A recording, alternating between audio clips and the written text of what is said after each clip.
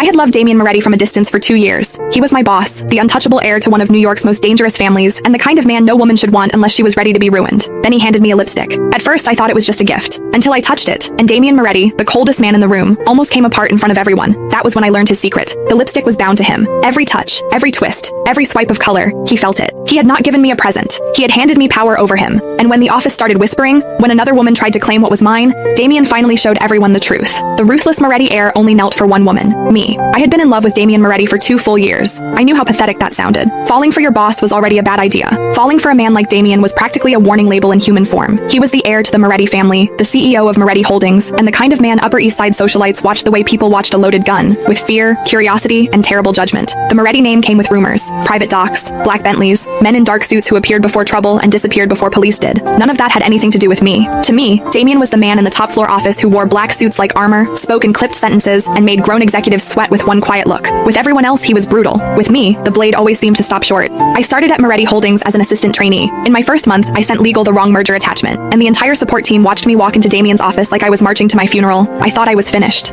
Instead, Damien closed the folder and asked whether I was adjusting to the pace upstairs, whether I had eaten lunch, and whether someone had dumped the worst client schedules on me because I was new. He never mentioned the mistake. When I came out, everyone stared. I lowered my head and pretended I had just been torn apart. I was not naive. Special treatment in an office was the fastest way to make enemies. After that, I worked twice as hard. If people called me lucky, I answered with results. Every late night, every impossible calendar, every client file I cleaned up before anyone noticed carried the same secret reason. I wanted Damien to see me. Not just Nora Vale, the polite little assistant who remembered his coffee order and never pushed back. Me. Moretti Holdings had just closed a major port logistics deal, and everyone who worked on it received a bonus check. Damien handed them out himself during a small celebration on the top floor. When my turn came, the silver tray was empty. Beside me, Vanessa Crane let out a soft laugh. She was the senior executive administrator, polished, sharp, and never shy about wanting Damien's attention. Damien looked at me. His expression gave nothing away. Nora, you joined the project late. The bonus pool was already closed. My heart sank, but I still managed to smile. That's all right, sir. Then he opened a drawer and took out a long black velvet box. I prepared something else for you. When he opened it, a lipstick lay inside. The tube was satin black and weighty, with a tiny M engraved on the end. The shade sticker read Crimson Vow, and someone had tied a narrow rose gold ribbon around it with suspicious care. I stared at it, then translucent comments slid across my vision, like live reactions on a serialized romance app. Book talk after dark.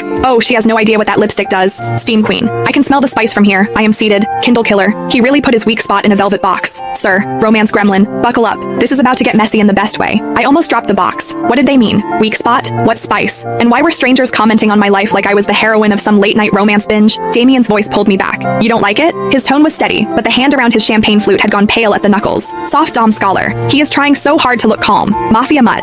One yes from her and this man is finished. Page Turner, 88. Face blank, soul on the floor. My ears burned. Of course I liked it.